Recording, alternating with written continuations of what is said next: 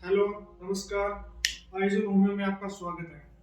आज हमारा टॉपिक है सीपीआर। सीपीआर जिससे हम समझ सकते हैं सी फॉर कार्डियो मतलब हार्ट, पी फॉर पल्मोनरी मतलब लंग्स, आर फॉर रेसिस्टेशन मतलब रिवाइव या जीवित करना। आज हम जानेंगे कि सीपीआर जरूरी क्यों है, देना किसको है, देना कैसे है। सीपीआर जरूरी क्यों है?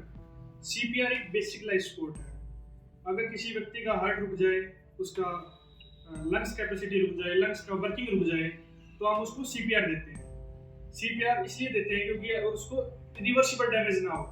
अगर हम उसको सीपीआर नहीं देंगे तो वो कोमा में जा सकता है, मर तो हो सकता ही है, साथ में उसको रिवर्सिबल डैमेज सकते हो, कोमा में जा सकता है।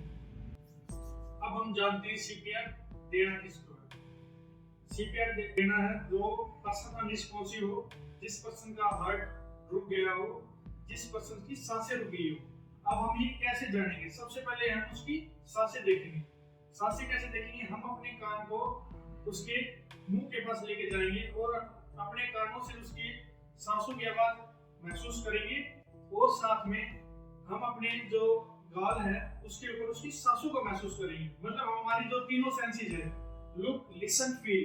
लिसन फील हमने कर लिया। लुक, हम उसकी चेस्ट को देखेंगे, वो चेस्ट ऊपर उठ रही है, नहीं उठ रही है।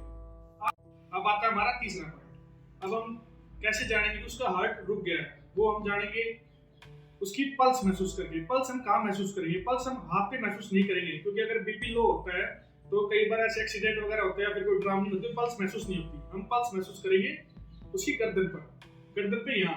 पहले आप अपनी खुद की पल्स महसूस करें, फिर विक्टिम की महसूस करें, जो पेशेंट है उसकी महसूस करें। आपको पता चल जाएगा उसकी पल्स है या नहीं। अगर उसकी पल्स आ रही है तो हम उसको सिर्फ रेस्क्यू ब्रेथ देंगे। रेस्क्यू ब्रेथ को हम किस ऑफ लाइफ भी कहते हैं। अगर कोई लेडीज है तो हम, जैसे अगर कोई साथ में लेडीज है तो उससे कहेंगे कि आप रेस्क्यू ब्रेथ दो।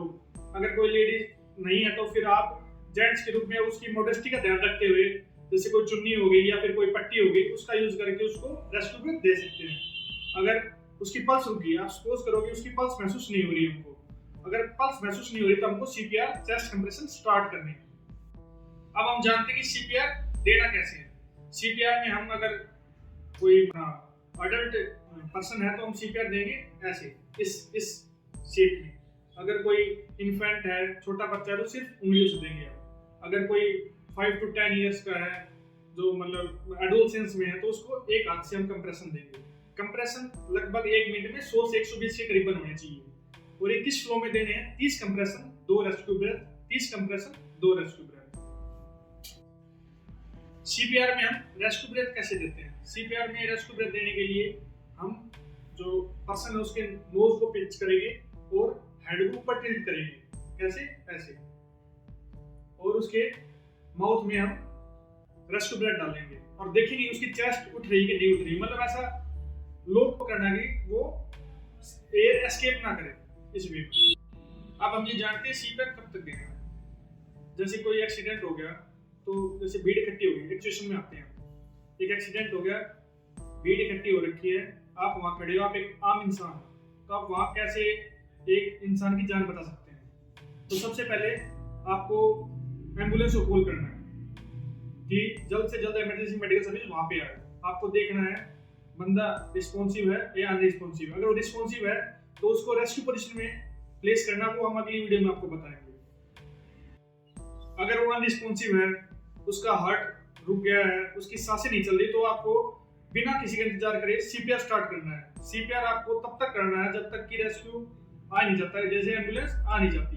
वो इंसान की जान बचाने के लिए, उसके जीवन में जो और भी नॉर्मल फंक्शनिंग के लिए बहुत जरूरी है, अगर वो सर्वाइव कर जाए उसके लिए। अब हम जानते हैं कि सीपीआर कब तक देना और क्या प्रोसेस रहेगा। सबसे पहले हमको रेस्क्यू ब्रेथ देने हैं, 2 rescue breath, 30 compression, 2 rescue breath, 30 compression. इसकी स्पीड क्या होगी? लगभग 100 से 120 कंप्रेशन 1 मिनट में। और तब तक इमरजेंसी मेडिकल सर्विस नहीं आ जाती, तब तक हमको ये जारी रखना है। और आप हमें कमेंट सेक्शन में बता सकते हैं कि हम अगली बार किस बीमारी के बारे में वीडियो बनाएं, उसकी प्रिवेंटिव ट्रीटमेंट, उसके कंजर्वेटिव ट्रीटमेंट बताएं। प्रिवेंटिव उसको बचाने वाले, कंजर्वेटिव उसको वहीं रोकथाम करने वाले। अब हम इस मॉड्यूल के द्वारा ये जानते हैं कि सीपीआर देना कैसे है। सबसे पहले हम देखेंगे कि बंदा अनरिस्पॉन्सिव है कैसे। ऐसे जैसे कोई जेंट्स है तो कैसे करेंगे? भाई साहब, भाई साहब। अगर वो रिस्पॉन्स नहीं कर रहा तो हम उसकी सांसें और उसकी हार्ट देखेंगे वो चल रहा है कि नहीं चल रहा। सांसें कैसे देखेंगे? लुक, लिसन और फील से। लुक हम देखेंगे उसकी चेस्ट ऊपर नीचे हो रही नहीं हो रही। लिसन और फील हम कैसे करेंगे? हम ऐसे जाएंगे और अपने कानों से उसकी सांसों की आवाज सुनेंगे और साथ में हमारे जो चिक्स है उस पे उसकी सांस फील करेंगे। और हम जो पल्स है वो कैसे फील करेंगे? हम पहले अपनी पल्स देखेंगे। कहां पर? यहाँ पर जो अपनी गर्दन है इसकी साइड में, विंड पाइप के ऊपर, ये जो ग्रूव है, गड्ढा है, वहां पर हमने अपनी पल्स फील करी।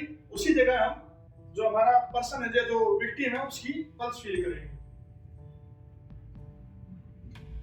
अगर पर्सन की सांसें नहीं चल रही, पल्स चल रही है, तो सिर्फ हम उसको रेस्क्यू ब्रेथ देंगे। अगर उसकी सांसें भी नहीं चल रही और पल्स भी नहीं चल रही तो फिर हम उसको कंप्रेशन भी देंगे। रेस्क्यू ब्रेथ कैसे देंगे?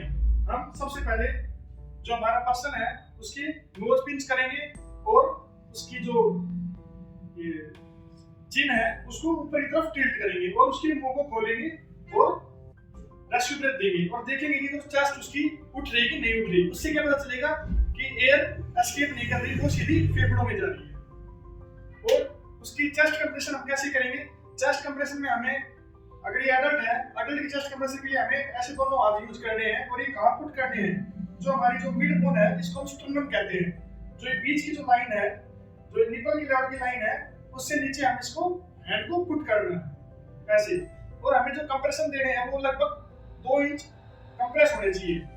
ऐसा नहीं कि हम ऐसे ऐसे दें और हम अपने मतलब शोल्डर का यूज ना करें, सिर्फ ऐसे ऐसे ऐसे। हमें अच्छे तरीके से ऐसे कंप्रेशन देने हैं। लगभग 30 कंप्रेशन फिर 2 रेस्क्यू ब्रेथ और 1 मिनट की एवरेज में लगभग 100 कंप्रेशन। Thank you.